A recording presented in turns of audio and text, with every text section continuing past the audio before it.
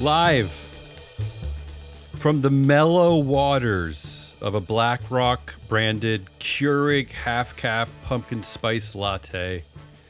It's an all-new terrific Tuesday edition of Business Pant. Yeah, joined by analyst Hole Matt Moscardi. Yeah. Say pumpkin spice? It's April. What is an analyst hole? Is that your mouth? Is that what that means? It's always it's a hole. That's is it the repository, a database joke? What is that? It's on today's Tim Cook flavored vanilla soy milkshake called April 21st, 2026 Biz Nuggets. Oh. Yeah. This is where that's it. Try to be in a good mood. All right, forget all funny. the world's problems, forget all the corporate problems. Can I just tell you, I've never seen more headlines generated, and maybe we're partly in the AI slop era, so I guess it's hard to compare. I haven't seen more headlines generated in our feed than the Tim Cook resignation. Just in the CEO resigns category, we have so many different dumb categories. Yeah, a lot, yeah. There were over 300 headlines. He is, by far, so far in our company's history, he is the number one CEO. Now, Buffett must have been close. Not Buffett. Well, because Buffett was retiring for the last 40 years, so That's true. That was different. He is 900, so they all knew it was coming. There's something about Apple, because even more than Bezos, I'm thinking who else stepped down that was of as big as Cook, as big as Apple. Was it Bezos? Is that the only one? I don't even know. It must be. There's not many. He's that Apple. Apple is the company of the world. I'm officially declaring it. Iger for the fourth time. Not 300 head. That's true. That's. Are you ready for this? He probably has 300 in aggregate. Yeah, that's true. Right. Our show today is being sponsored by Free Flow Analytics, the only platform measuring board power connections and performance for free. It is. And no, the data's not fixed yet, but the platform's a little janky right now. Yeah, it happens. It is a mapping error. It's free. It's free. Quit complaining. There's only one category that's not really working. All right. I already failed. Already, we haven't even started. The syntax here is terrible. I blame the writers. And in the biggest leadership transition of 2026, headline of the week, RPM announces appointment of Thomas C. Gentile III to board of directors. I took a dumb Tim Cook joke there. Yeah, that's like a Tim Cook. It's Tim Cook Jason. I figured you'd do a bunch. Everyone else is doing a bunch. Everyone's talking about Tim Cook. Even the Business Insider said our 10 favorite memes so far from Tim Cook's resignation. I was like, what? It's really? Some people care about that? When we told shareholders that keeping Jay Hogue on the board was in the best interest of shareholders, right after shareholders voted him off the board. Suckers. Headline of the week. Reed Hastings reveals his all-time favorite memory at Netflix as he steps down. Can you believe that's his favorite memory? Isn't that his favorite memory twice? Stabbing his shellers in the back? Hogue was voted out 2 times and stayed both times. It's got to be... Hastings must think that's hysterical. You want to hear the actual dumb favorite memory? This is Did he actually have one? Yeah. I'm going to be disappointed. It's just going to be a letdown. Try to guess quickly. It's going to be like the time they launched their first movie or something. You're basically there, but it's a bit more like dominating the world. My all-time favorite memory was January 2016 when we enabled nearly the entire planet to enjoy our service. That's a great memory. That was Addiction Day number 1. He was very excited. That's it. Liberation from going outside day. Yeah, that's what you're excited about? That seems boring. In our proxy analysts give up and openly announce laziness headline of the week. Wow. AI as the new proxy advisor reshaping shareholder activism communications. Was this a press release where they said we give up? Yeah, basically. Here are a few tidbits about the use of AI now in proxy analysis. First of all, AI is currently more likely to support an activist case, right, for the change in the board and management, which is what investors already do. They already support. It's like nobody did any analysis on the actual proxy advisors before doing the AI analysis. And then how about this? This is from a report from the Harvard Corporate Governance blog. Which sources most often shape AI analysis and proxy fights? They frequently source lower quality but higher volume automated sites for retail financial analysis. Oh, so like a guy writing Slop. on his slop. That's what they're saying. So this is it. Yeah, good going, everybody. We did it. We achieved it. AI AI for the win. Look, I'm not here to crap on anyone's business plans, anyone's companies, ISS, JP Morgan, these proxy companies that try to use AI. But what really is this the goal of collective humanity to like pass the buck to a machine and not do anything? Like, how is that exciting? A lot of people just think you should just use it because it's the future anyway. And where's the excitement in that, though? What? Using your brain is already boring and dumb? It's boring. It's boring. We've been doing that for 10,000 years. So let's do a different thing where we don't use our brain. In our master certified life coach and college dropout tells people that data centers are the new corporate coffin, headline of the week. Ugh.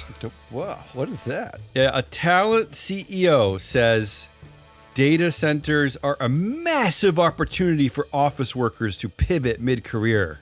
Massive. That's Broadstaff CEO Carrie Charles. Massive. Imagine. So they call her a talent CEO, and she wants people to segue into working in data centers. Can you imagine a more dystopian, horrible data centers? Are there windows even? I like the idea of. Are there any restaurants around? Are they in the middle of cornfields? A talent CEO. Yeah. What is that? Well, I did notice she's a college dropout, but she does have a master. She's a master certified life coach. Is it? I just want to distinguish it from the not talent CEOs as well. And then okay. And, speaking of CEOs that actually did graduate, in our 2 MIT grads begged the Supreme Court to let them cause millions of addictions and bankruptcies and maybe even influence geopolitics, headline of the week. Kalshi's fight over sports betting is hurtling toward the Supreme Court, and the future of gambling is at stake. I mean, another waste. Yeah, another waste of. This is an actual waste. It's like 2 MIT graduates betting.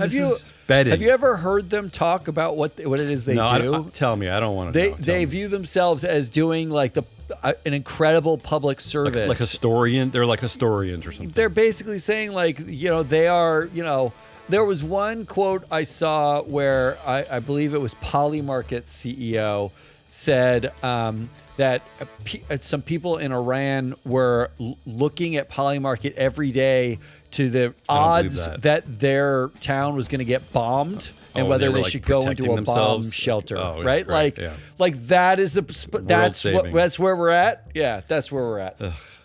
Well, I'm sure those CEOs that said that they're not making it's not for profit, right? They don't have any shares. They don't have dual class. No, it's definitely not dual class. Yeah, it's definitely in our Switzerland calls Singapore to congratulate its success in diversity in leadership, headline of the week. That's a positive headline. Wow, that's really nice.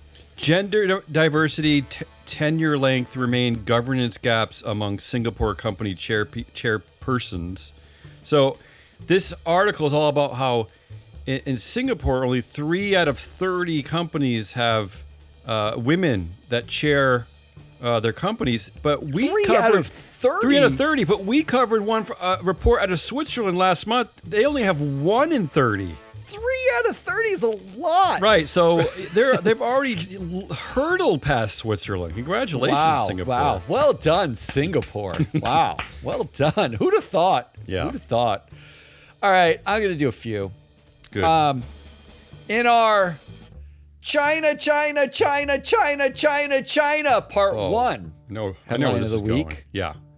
Ford CEO said he chose to test drive a Xiaomi and not a Tesla because the latter doesn't have an updated vehicle. Headline, this is Ford CEO Jim Farley. This guy's confusing me. Go ahead. He went out and in 2024, they this is what he said, quote, "We flew one from Shanghai to Chicago, and I've been driving it for 6 months now, and I don't want to give it up." Wait. He just admitted. So he said, and this is the same guy who was like telling the American government we cannot let the Chinese sell their cars here. well, for some reason, which I don't understand. all of the headlines about this are how he didn't get a Tesla. He got a Chinese Because EV. the Tesla's old and janky compared to the Chinese car. And he basically was like, because they didn't have an updated model. That's why we didn't get a Tesla. We wanted something more updated. And then he doesn't want to give it up. And then leading to the next headline, in our China Part 2 headline of the week, Ford CEO draws line in the sand, keep Chinese EVs out of the U.S., should not let them into our country. That was what he said. How? Okay, I don't want to get too deep into any economic policy or anything, but why is that okay? What is going on? What is it about China? What is it about their like skin color that's so horrible? What do we hate about China? I don't understand. It's just that it's better. Like, look, this is what he said. Allowing the Chinese companies in would be, quote, devastating to American manufacturing, which Farley calls, quote, the heart and soul of the country. Basically, he said, they're better at it. Their cars are great. I didn't want to give mine up. Leave them out so no one else can have them. He doesn't have a bunch of engineers at Ford that can't like take that thing apart and like build one that's similar. He doesn't have the like. Are these all the free market capitalists? Aren't these Everybody. the guys who like walk around and they're like, free market capitalism is the greatest thing on earth? Shareholders, vote out the entire board and get that guy fired. This is the wrong guy to lead Ford. This is the absolute wrong he's guy. literally admitting we don't know what we're doing. They're better at it. Yeah. We're actually going to steal from them, and in order to win, we actually have to keep them out of our country. Yeah. Actually, oh wait, you can't do anything about it because the Ford family controls that company, and yeah, there you go. That's sad to me. That's sad. I don't find it sad. I find it infuriating. I find it infuriating because these are the same assholes who, like, are telling us that, like, you know, the AI revolution is going to free us, and free market capitalism is the greatest thing in the world, and like, and everyone's a winner under this system. And meanwhile, as soon as they face competition, as soon as someone's better than them, it's do not let them in. You subsidize us. We need the government to regulate. The only time that you've ever heard any tech CEO, any car CEO ask for regulation is with China. China, it's the only place. Well, I'm waiting for the manufacturers of like sun lamps to complain about the sun being better than their sun lamp. We got to keep it out, right? We got to keep the sun out. Everybody get some shade. All right. In our when we say endless, you say temporary headline of the week. Yeah. Red Lobster's endless shrimp is back. Ugh. With a few strings attached. Do you know what those strings are? So yes, unlike the promotions. The poop shoot. Here's a quote. Yeah. Unlike the promotion's previous iteration, this time Red Lobster plans to offer endless shrimp on a limited time basis at participating locations. What does that mean? Like from 4:30 to 4:45? Like, the chain won't serve it to go for delivery or on holidays. Okay, I think we knew that they weren't going to do it to go. I mean, an infinite amount of shrimp would somehow like come to your house? How would that work? So apparently an unmeasurable amount of the last iteration. Yeah. It wasn't the to-go. The delivery makes no sense, but people would show up with to-go containers they brought from home. You mean trash and pile cans. shrimp into and bring it home like in endless amounts. Stop. And that helped bankrupt the company. They let them do that. It's pretty dumb. That's like having a restaurant that's a buffet and letting people take the whole buffet home. But like the only reason why they're like the tray, like the cart. No, just the whole hook it up to a pickup truck and just drag it out. The only reason why they're bringing it back is because they literally, like Cracker Barrel, can't get a single person to go to Red Lobster, and the only way they could think to do it was to charge $25 for endless shrimp in the store. Imagine again, this is another company like Ford. Imagine you have a company that sells one of the most sought after foods on the planet. Lobster. It is widely considered, got to be the top 10 standard of like most expensive, most luxurious, most wonderful. I mean, they rip off tourists here in my state of Maine in the summer. Sometimes a lobster roll costs like $50, and people still buy it. They still buy it. Yeah. And yet this company, Red Lobster, can't figure anything out. They don't know what's going on. Yeah. Well, the fact is, who can afford lobster? Also, how much shrimp do you need to eat? I don't know. Like, when is endless shrimp? You have like 5 shrimp, and you should stop. You're gonna give yourself an allergy. What else you got? When we say standard, you say, what standards? Headline of the week. Standard Dental Labs, Inc. appoints Brandon Cummings to the board of directors. Ooh, good. You're doing a board of directors joke. I like this. Yeah, okay. Well, let me give you a little background. Yeah, I like this. This is not a publicly traded company, but I thought this was hysterical. Brendan Cummings, who's joining the board, he's a finance and trading, market trading dude. He joins a board that includes founder James Brooks, whose prior work included, quote, financial leadership. There's no companies listed. It just said financial leadership. Okay. And Claire Ambrosio, who was the lawyer to James Brooks. Oh, nice. Those are the board members. They also married? No, it does not say that. It just says that she was his lawyer. Okay. The management team includes Kristen Triplett, an accountant, David Acosta, who does finance acquisitions, and Tiffany Bolton, who does communications. Not listed at Standard Dental Labs, a standard dentist. Yeah, there's no dentist. That's so there's like no medical professional. 2014. I mean, I thought it was hysterical because I click on all of these links. That's like somebody gets added to a board, and I'm like, oh, that's interesting. Who is that? And Standard Dental Labs could not find a dentist to put on its board. Yeah, we tag so many articles daily, directors joining boards, and we only tag ones where they actually name the person in the headline. And sometimes I wish we could like follow through in every one of them because half of them do seem completely dumb. They're just so crazy dumb. It's just dumb. All right, last one for me, and then I'll go back to you. All right. When we say your nurse, you say, you mean Gary, the gig nurse who also works as a DoorDash delivery guy? Headline of the week. Uber for nurses, gig work apps lobby to deregulate healthcare, report finds.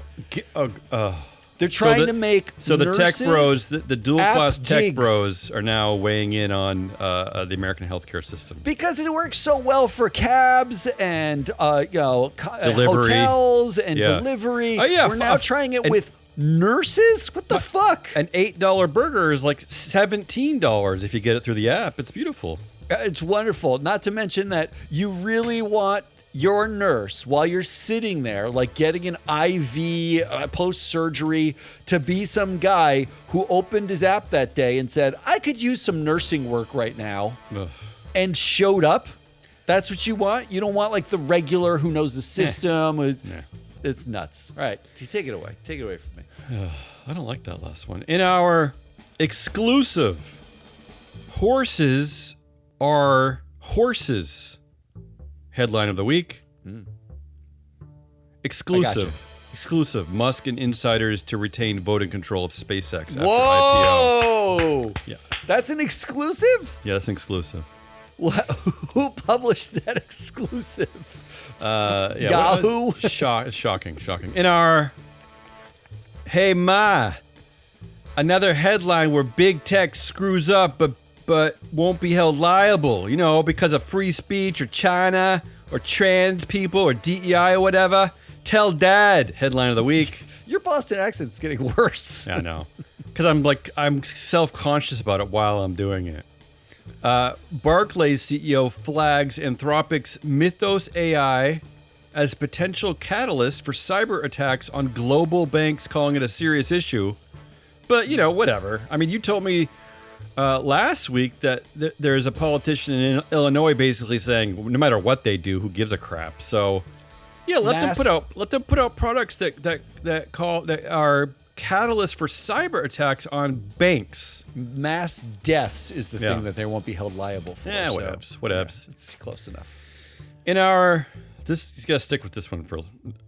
In our blah blah founder, blah blah chairman, blah blah nepo babies, blah blah blah activist investor, blah blah blah. How did this board even exist in the first place? Blah blah blah founder. Let's get rid of the only woman. Blah blah blah founder. Blah blah blah investors. Headline of the week. I'm impressed you could read that. That's what I thought when I read this headline because it was just so much to me. It was just so over the top. Activist investor value base has joined forces with the late founder's children in efforts to oust the chairman and most of the board, including the late founder's second wife. What? I mean, what is happening? I don't know. That's a lot of stuff. Can that company just go away? Do we need this company? I mean, I was shocked. Founder's children second wife. I was like, what is this? What's happening here? I like that the headline actually doesn't have the name of the company in it. Well, it's Radcom. It's Radcom. They have a board of 7, and they only have one woman. And the good news is that the activist investor is targeting that woman. One woman. That one. Get that one out. Get her out. Makes sense. In our the meritocracy is for wussies headline of the week. Elon Musk bans resumes and cover letters and hiring for his chip team. There are 3 bullet points he's looking for instead. I don't really care what they are, but there you go. That says it all, doesn't it? Yeah, we don't want your we don't want to know like if you're qualified for this job. So what was Doge all about? More feelings, like man feelings, boy feelings, just like gut instincts. Yes, it's man feelings. That's instincts. That's a good way to put it. The meritocracy is man feelings. That's all it is, isn't it? It is. The meritocracy is for pussies headline of the week. Oh, see that? They rhyme. Yeah. Wussies and pussies. See that? The FBI is easing hiring requirements. The FBI is easing hiring requirements and turning to social media to attract applicants to rebuild workforce depleted by firings and resignations. So there you go. But that's a great industry to what are we doing? We're doing man feelings. We want people. We want people that we feel comfortable telling like racist, sexist jokes around. I guess like that's what we want. Those are the 3 bullets to hiring now. And then finally, before I hand off to Matt, the analyst hole, in our stick with this one too. Here we go. In our about 1,000 activist investors tried to storm a veterinary diagnostics company protected by a classified board, a dual-class stock structure, and an independent lead director that has been on the board for 24 years, headline of the week. This is real. That sounds like a tough battle there, right? Here's the headline. About 1,000 animal welfare activists tried to storm a beagle research facility protected by a manure-filled trench, hay bales, and a barbed wire fence. Oh, I see what you did there. See what I did there? I had a little fun. Governance. I had a little nerdy governance fun. That one would have killed at CII. Come on, admit it. I'm saving that one if they invite us back. I'm saving only there. All right, what do you got? I'm going to wrap this up. I got to do this. We got to do this. Tim Cook? After careful consideration, after considering Craig, Johnny, Kevin, Eddie, Steve, Mike, Phil, and Adrian, we settled on John to succeed Tim, who succeeded Steve. Headline of the week. Yeah. Apple names John Turnus as CEO to replace Tim Cook. Well, that headline considered Steve. You wouldn't go Steve, Tim, Steve, would you? That's a sandwich that nobody needs. No, well, that's probably why Steve was out, right? Like nobody likes a Tim sandwich. You know what? The thing I noticed, actually, looking through Apple's leadership, was there were like 3 women, and they were obviously thrown out immediately because it's head of, name it. Chief of Human Resources. Yep. Legal. Yep. Marketing. Yep. Oh, really? Is that really it? Yeah, it's like communications. So that's all like government affairs. That's all women are good for now. I'm actually amazed. I mean, look, we know that women are getting by far the most law degrees now, But I'm actually like surprised that companies listen to that and actually hire women to do. Is it because they're seeing lawyers as like annoying pests? Yeah, like, annoying, shrill, like compliance. Like it's kind of like a role for a mom. It's like nagging you to stay in compliance, nagging you to do the right thing. And then like all of like the fun jobs, like innovation and research and development. They go to like man-feeling dudes. We had a fascinating conversation off the air, and of course, I am not going to suggest who we were talking to. At a chief, head of a general counsel at a major, like a Fortune 500 sized company, who she told us basically the same thing, that she would constantly tell them what they were doing was borderline illegal, definitely unethical, horrible for everything, and yet they were just like, shut up, leave us alone. Yeah, that's what they told her. Yeah. Shut up. Yeah. That's great. Now you're fired. Yeah. Let's sticking with this for a second. Go ahead. What Jeff Garcia taught us about succeeding Steve Young headline of the week. You went back for that one. I actually understand that. I understand You understand that. Yeah. I don't think anybody else will. Nobody. What Tim Cook taught us about succeeding a legend. There were so many headlines about what a legend Tim Cook is succeeding a legend. Wait, who is the legend? I thought the legend was Jobs. Tim Cook's Jobs not a legend, is the legend, but now Tim Cook is a legend. Oh, so for you're saying that him. it's because Steve Young was a quarterback for the 49ers. Is Steve Young also in the Hall of Fame? Is that what you're saying? Steve Young's in the Hall of Fame. Jeff Garcia is not. Jeff Garcia was a game manager. He's like, so if you don't Tim know Cook, the reference here. Tim Cook is now a legend, is what you're saying. I'm saying because somehow he steered the ship for a decade. Game manager Tim Cook is now looked at like a Super Bowl winning legend for not sinking the ship. So Steve Jobs handed him the iPhone, the iPad, the iMac, the iPhone, iPad, iMac, and the all R&D for the all Apple Tim had Watch. To do, all Tim had to do was sell it. He just had to sell it, and he's a legend. What's funny is every one of these stories just talk about Tim Cook as supply chain logistics wizard. Okay. Well, he was COO. He was COO. They've ignored the part where everything that was a new idea failed miserably under Tim Cook. They only focused on the fact that it's a $4 trillion company, that it didn't collapse when Steve Jobs died, and that Tim Cook is a supply chain logistics wizard. Well, look, Apple is one of the original tech companies as addiction machine. What Steve Jobs did was an incredible job addicting people to his brand. I mean, but that's all him. I mean, but they will refuse to buy anything else other than Apple. Steve Jobs' great innovation was myth. Marketing. Well, it was creating the myth of innovation at Silicon Valley. Right? Remember, people used to line up for the new iPhone. They used to sleep outside. Yeah, right. Like that. How fucking nuts is that? Yeah, for like a bloated calculator. And then last one on this. Yeah. When we say exit, you say executive chair headline of the week. Yeah. When are we going to reckon with that idea? Go ahead. Tim Cook's exit is part of a CEO reckoning sweeping corporate America. No. It's not a reckoning. Did you look in that article? That is from Fortune. What is the reckoning? Is it about AI? What are they talking about? It's some combination of AI and the fact that all of these old CEOs like Iger and Buffett are stepping down, and it's going to happen eventually. There's just a lot of CEO transitions this year, so they're calling the transitions a reckoning. A reckoning. But the fact is, all of those CEOs that are reckoning are either already boomerang CEOs, like second, third time around, 90 years old, or executive chairs. They're not going anywhere. No one's going anywhere. CNBC reported that one of the reasons why a lot of big CEOs are leaving is because, yes, they're old, and B, they don't understand AI, essentially. And I think we made the comparison that AI is a bit like COVID. It's like, why would you want to bother? Step out of the way. You're now. already a billionaire. Tim Cook's leaving with so many shares. He's a director at Nike where he has another ton of shares. Why should he bother with AI? Like, it just sounds like a nightmare. Don't bother. He can just sit there and he can just guide the agenda of the board that provides oversight for the next CEO.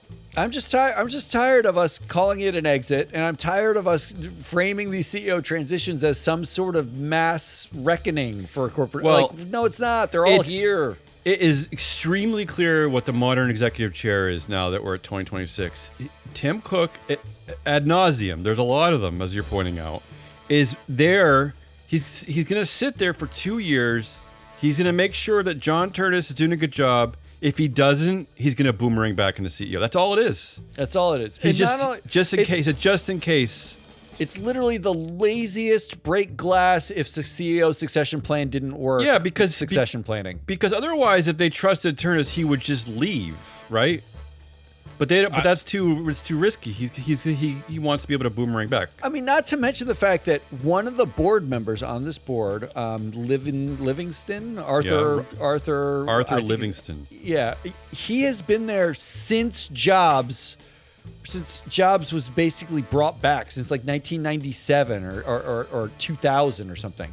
He is the longest running member of Apple in a leadership position at all, and no one knows who that guy is. I gotta say, it is a sort of an older board. You're right. It's like it's like kind of an average of 70 plus. I'm surprised by that. This is also actually the board that like ignored its own retirement policy for both Ron Sugar and Levinson last year. Yeah, Arthur Levinson. Is that Arthur Levinson this year. Yeah. Levinson, that's his name. These are incredibly long tenured directors. Like, how much fucking stability is required? These are people who should be able to hire a CEO. Well, it's funny. You might be like very simply landing on the reason why Apple has not figured out how to develop AI, why Siri sucks. Although it actually might benefit them in the long run because they're not going to spend like $15 trillion developing something when they can just partner with one of the AI companies. But that's probably the reason. I mean, they got a bunch of old dudes. Look, you can around. listen to our show, Proxy Countdown, from almost 2 years ago now, where my advice was this was not an innovative board. Right. I basically it's said clearly not. Clearly, it's Apple has done great. It's hard to say vote against people, except if you're thinking 7 years ahead instead of 7 years behind. In which case, you should vote against everyone. They're old. They're long tenured. You might be wrong. No innovators. Well, you might be wrong. There might be an innovator named Monica Lozano. She's also on the boards of Target and Bank of America. That's pretty innovative. Oh, there you go. Yeah, there it is. All right, that's it for Tim Cook. What else? Come on, let's get out of here. Here's another one. In our though shareholders voted against mustard. Oh, I like mustard. The board thinks the vote results reflect the general view that hot dogs are not delicious. And so the board has rejected the resignation of Mustard. Headline of the week. Well, you got to keep mustard around. Yeah, because the hot dog is kind of gross. A.O. Smith board rejects director resignation after shareholder vote. A.O. Smith, is it? I thought it was a controlled company. Is it It is not? a dual class company. Okay. And they have the majority of the board is picked by the dual class shares. And then there's a public part of the board. Someone lost the public part? So they lost in the public part. And they still Dr. rejected it? Kadri, Ilham Kadri. Oh my and God. this is what they said in the 8K. Jesus, yeah. Following the tender of the offer of resignation by Dr. Kadri, yada, yada, yada, based among other things, the skills and qualifications of Dr. Kadri to be a member of the board, her past contribution to the board, and belief that the withheld votes for Dr. Kadri, who is a highly valued member of the committee, were primarily reflective of stockholder views regarding the company's dual-class capital structure, and not because of any specific objection to Dr. Kadri. The committee recommended that the board reject the offer of resignation. Was she the only director up for vote? There were 4 up for vote, and she was the only one who lost. Were the others? Did they have high votes withheld? One did, and the other 2 did not. So how do they know? Why were they singling her out? It's not the fact that she sits on 4 public boards? Does that have nothing to do with it? Had nothing to do with it. Okay. This had to do. They think it had to do with the fact that it's a dual class company. That's and it. That was it. Nothing to do with her. It's just a dual class company, and so because of that, we are rejecting her resignation. Look, my hat's off to all these directors. Look, granted, I'm a liberal snowflake from Oberlin, but if shareholders voted me out, I would like leave. I would be pissed. I would be I'd be like, embarrassed F you. to go I'd be embarrassed, again. but I'd also be like, F you. Like, I'd just be like, okay, I'm gone. Like, but they always come back. I don't know how they always come back. Too much Maybe money, because the that's investors aren't part of the boardroom, I guess. They don't have to see them. And now all the annual meetings are virtual, so you literally don't have to see these people. You don't know what they look like. You Yeah. don't have to see them. No one talks to you. Let's wrap it here. Got it. Go. We're going to go ridiculous. If chief legal officer is the calf of companies. Like calf, like baby cow, or like your foot, leg. your like leg, the calf. yeah. Are chief human resource officers the groin? Headline of the week. Chief legal officer, calf, chief human resource, the groin. Got it. So this is a headline from the New York Times. CEOs are the heads of companies. Should they also be the face? Yeah, I'm glad you're pointing this one out. It's so dumb. So they're making a distinction between head and face. Isn't a face part of the head? This is what I mean. Like, what? Not only is the headline dumb, And it's who also, is the face at it's New York also Times? Who else is the face of these who's companies? left? If it's not the who's CEOs? left? If it's not the CEO. So I just said at the beginning of the show that there were over 300 headlines for Tim Cook, the CEO of Apple. So who is the face of Apple if it's not Tim Cook? I was going to guess Monica Lozano, but I'm wrong. We're the only people, and maybe also the CII audience. We're the only ones who can name anyone else at Apple. On a board. Come on. Yeah. What a dumb headline this is. Should they also be the face? When weren't Yes. they? How about They've yes? always been the face. You know, before we sign off, I saw this. There was a basketball player. I don't remember who it was. So when basketball players, they give press conferences right after the game, which is our dream for all the boards and all the executives. Yeah, I'd love that. And they give them the stat sheets of how they did during the game, and the players typically look at it. And one guy, like yesterday, he's like, "Oh shit, I really sucked like tonight." Like, and I was like, "God, I wish. Like, why can't we hand out like a stat sheet to Andy Jassy and then grill him about something like?" They did hand a stat sheet to the director at A.O. Smith, who then said, they were like, "Yeah, we're actually going to re-up. We're going." Well, that director did offer to resign though. But that's all. It's all play. The board, you have they have a board policy that you have to Yeah. tender your But resignation. it's all play. I'd like to see that fake resignation. Is it like? Does it say like "fuck you" and Cran or something? Like, what is it? What does it really say? I don't know. All right. That's it. That's Hazelnut Rawless. I'm your analyst, Matt Moscardi. We are Free Float. Come back on Friday. We're going to do a double header. We're doing a Friday show. Our and favorite. A proxy We countdown. love doing two shows. Yeah, back to I'm back. not exhausted so easy. after that at all. And we got Mike and Ann on shareholder primacy coming out tomorrow. Until then, goodbye.